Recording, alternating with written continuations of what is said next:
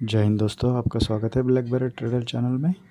आज June month का हमारा जो निफ्टी ऑप्शन ट्रेडिंग चैलेंज का डे 1 था। तो आज देख सकते हैं मार्केट गैप अप ओपन हुआ था 106 पॉइंट से।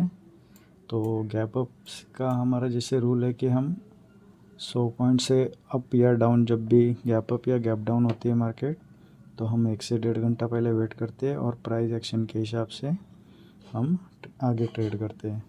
तो फर्स्ट लगभग 1.5 घंटे के आसपास हमने देखा तो यहाँ पे मार्केट ने क्या किया हुआ है, एक लो लगाया हुआ है और यहाँ पे थोड़ा सा अपसाइड में मूवमेंट दी हुई है, पर मार्केट ने कोई प्राइस एक्शन नहीं बनाया।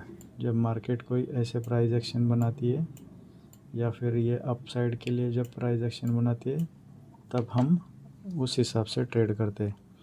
तो फर्स्ट मार्केट ने यहाँ पे आने के बाद मैंने यहाँ पे एक एंट्री ली थी। ये थोड़ी मैंने विदाउट कंफर्मेशन ली थी। मैंने इस कैंडल के पास में फोमो में एंट्री ली थी। ये जो कॉल की एंट्री थी।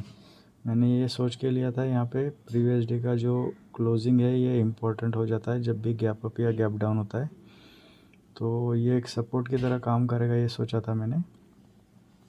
अगर पर मैंने लेना था तो यहाँ पे लेना था, थोड़ा सा यहाँ पे आने के बाद, पर मैंने ये बाद में थोड़ा लेट एंट्री लिया हुआ है। तो यहाँ पे मेरा एक एसएल चला गया जो मैंने 11:09 पे लिया था। ये 11:09 पे 23,500 का सी लिया था जो 182 की प्राइस में था। और यहाँ पे देखो अभी ये यहाँ से क्या होता है, अगर हम फोमो में एंट्री लेते हैं तब क्या होता है कि एसएल बहुत बड़ा हो जाता है। अभी यहाँ पे एंट्री लेने के बाद क्या हुआ, एसएल मेरा कहीं यहाँ पे आ रहा है। तो ये सबसे बड़ी दिक्कत है कि जब भी आप कभी एंट्री लेते हो तब पहले ही डिसाइड कर लो कि एसएल कहाँ पे रखना है हमें, उस हिसाब से ट्रेड लेना है। अगर हमने एसएल की कैंडल ढूंढ ली, ये मैंने पहले भी बताया था पर वही गलती हो जाती है। तो यहाँ पे एंट्री लेने के बाद ये एसएल की कैंडल बहुत बड़ी हो जाती है। तो यहाँ पे मेरा एसएल भी बहुत बड़ा हो गया, क्योंकि मैं यहाँ पे अगर मेरे अपोजिट जा रही है कैंडल, फिर भी मैं क्या यहाँ पे एग्ज़िट नहीं हो पा रहा था क्योंकि मुझे एसएल का ही डिफ़ाइन नहीं था। तो यहाँ पे हमने एसएल कितना लगभग 32 पॉइंट का लगभग गया हुआ है, 182 के पॉइंट 182, और ये 147 में एग्ज़िट हुआ है। मतलब 32 नहीं, लगभग 35 पॉइंट का एसएल गया हुआ है यहाँ पे। तो ये एक यहाँ पे गलती हुई थी कि फोमो में एंट्री नहीं लेनी है, ये एक तो पहले मिस्टेक हो गई। उसके बाद हमने सेकंड ट्रेड कहाँ पे लिया था, ये था ऑलमोस्ट यहाँ पे देखो सेकंड, ये भी सी का ही था 1:10 के ऊपर। अभी यहाँ पे मार्केट ने क्या किया हुआ है, यहाँ से एक स्विंग लगा के जब ये ब्रेक किया है, अभी मैं बायस हो गया था यहाँ पे कॉल में। तो यहाँ पे 1:10 पर कॉल बाय किया था जो 159 की प्राइस में।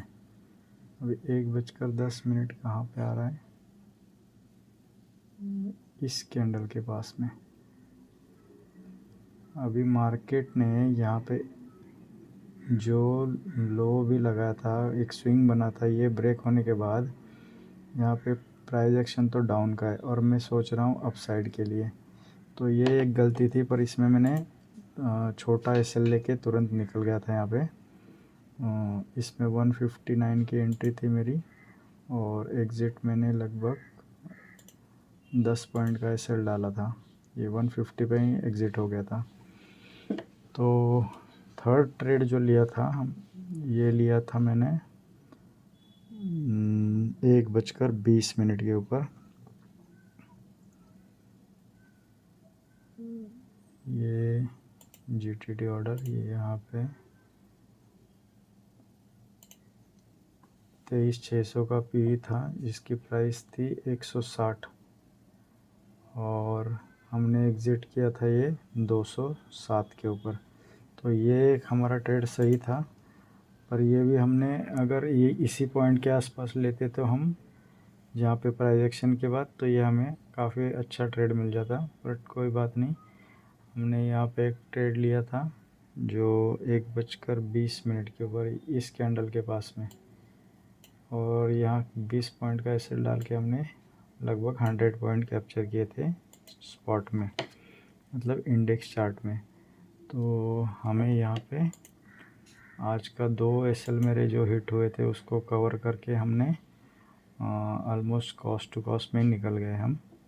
इसमें 3 ट्रेड का जो भी ब्रोकरेज होगा तो उसमें ऑलमोस्ट इतना ही होगा, 50-60 एक्स्ट्रा ही होंगे जाएंगे। तो ये एक हमने आज गलती कर दी थी कि प्राइस एक्शन, जैसे हमारा रूल है कि गैप अप या गैप डाउन जब भी होता है तो हम प्राइस एक्शन देख के ट्रेड करते हैं, तो हमने कहीं ये आज रूल हमारे से मिस हो गया था, क्योंकि एक मैं ये सपोर्ट की तरह मान रहा था यहाँ पे, और प्रीवियस डे क्लोज की जो भी कैंडल थी उसको भी देख के यहाँ पे हमने एक कॉल की प्राइस कॉल का जो बाय किया था, पर यहाँ पे एसलेट हो गया।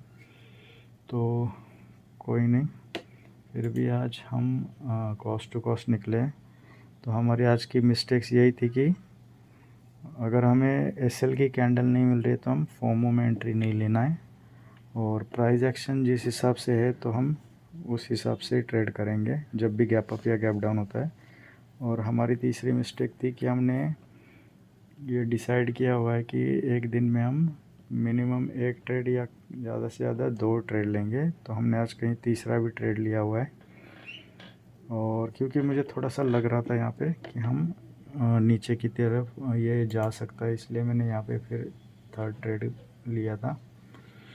पर ये हमेशा नहीं होगा, क्योंकि हम अगर ऐसे ही करेंगे तो क्या होगा कि आज तो हमारा रिकवर हो गया, पर हमेशा ये तीसरी ट्रेड में हमारा कहीं ना कहीं लॉस ही ज़्यादा होगा।